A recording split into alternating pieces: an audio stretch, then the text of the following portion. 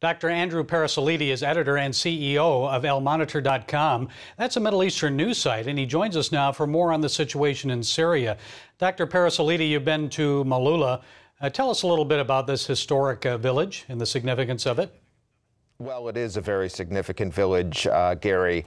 It is considered to be one of the oldest Christian villages in the world and the oldest one in Syria. It is home to two very important monasteries called Takla and Sarkis, and the community there speaks Aramaic. That's the language of Jesus Christ, and it's one of the few places, if not the only place, in the Western world where that language is still spoken. And it's a World Heritage Site, and we've seen video from both sides. We've seen the al-Nusra fighters shouting Allah Akbar in the village. Also, we've seen some footage of the Assad troops shelling those positions and destroying some of the buildings. So do you think both sides of the civil war could be using this town to manipulate public opinion? I think so, and I think the overall situation here is one of great tragedy. It's tragedy for Syria, and it's a tragedy for the Christian community of Syria.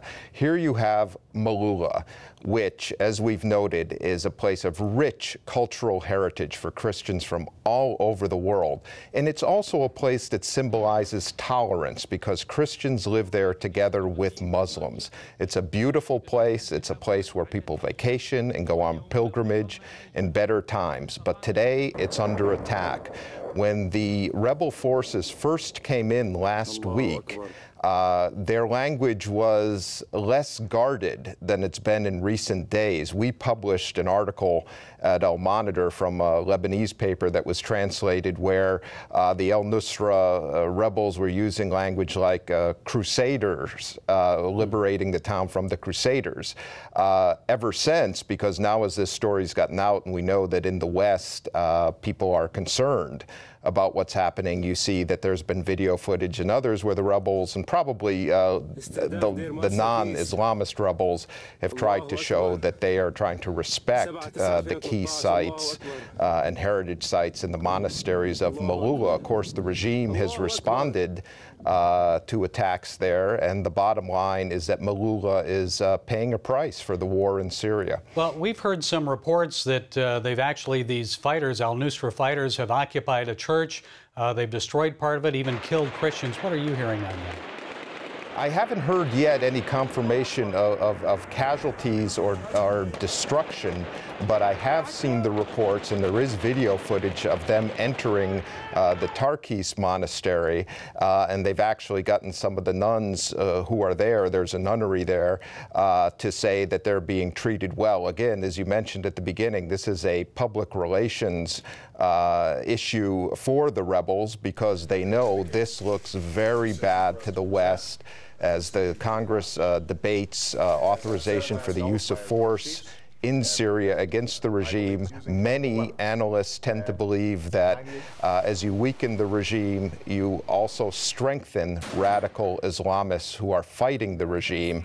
Those are tough choices for the administration, and again, the Christian community in Syria is paying a price. Well, you know, I talked to some Syrian Christians in Lebanon on the border this summer, and they were telling me that they were very careful on what they were saying, but privately they're telling me they supported Assad in the civil war. Why do you think that is? Why are the Christians supporting Assad?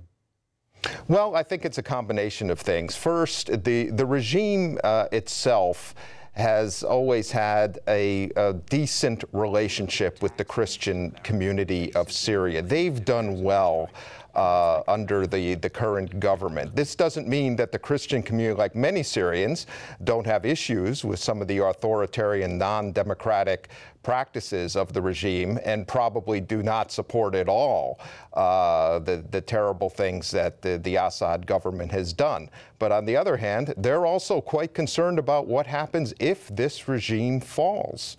There is a rising trend of radical Islamists who will have their say and are having their say in the so-called liberated areas of Syria in the north and elsewhere, where they're imposing Islamic rule. Many fear what will happen in Syria will be a replay of what happened in Iraq. And I'm sure, Gary, your viewers know well that the Christian community of Iraq, which also, like the Christian community in Syria, has played such an important role in the heritage and culture and the perceptions of tolerance in those countries, had to flee because they were targeted by radical Islamists as well after Saddam Hussein was deposed. And we've also seen the effects of radical Islam on Christians in Egypt and how U.S. policy has affected that.